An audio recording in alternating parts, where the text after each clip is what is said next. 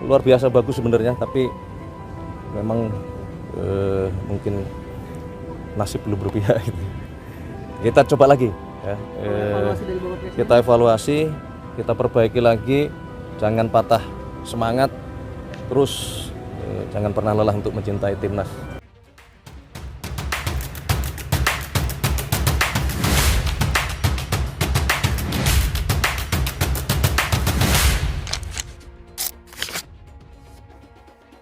Pribadi ya sebagai supporter Garuda sedikit sedih, tapi nggak putus asa ya Bang, karena mungkin emang musuh kita ya dibilang cukup ya, kita baru awal, cuma ini baru permulaan.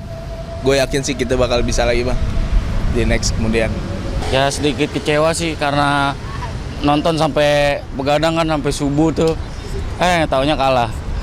Padahal harapan kita kan menang tuh. Minimal kan ditargetin harus menang 2-0 tuh, 2-0 baru bisa gampang gitu lolos.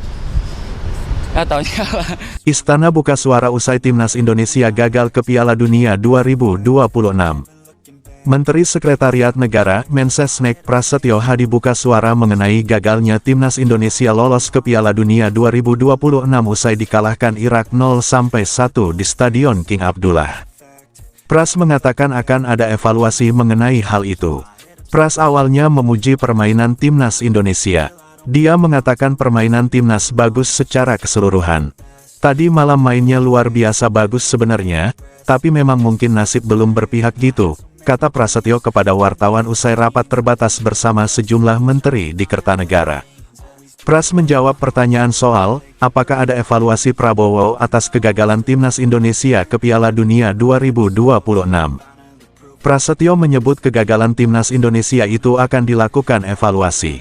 Dia juga meminta semua pihak tidak patah semangat mendukung timnas. Seperti diketahui, Indonesia kalah 0-1 dari Irak pada laga kedua grup B kualifikasi Piala Dunia 2026 ronde keempat di Stadion King Abdullah Sport City, Minggu dini hari WIB. Gol tunggal kemenangan singa Mesopotamia diciptakan oleh Zidane Iqbal. Kekalahan ini membuat tim Garuda harus mengubur mimpi ke Piala Dunia 2026.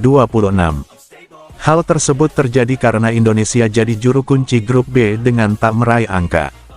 Juga Erick Thohir diminta untuk mundur dari PSSI sebagai bentuk tanggung jawab atas kegagalan timnas Indonesia. Kegagalan tim Merah Putih menuju Piala Dunia 2026 menimbulkan efek domino tersendiri. Sejauh ini, telah bergema tagar-tagar Kluivert di media sosial X. Tagar tersebut menggema sebagai bentuk ketidakpuasan penggemar akan kinerja Patrick Kluivert.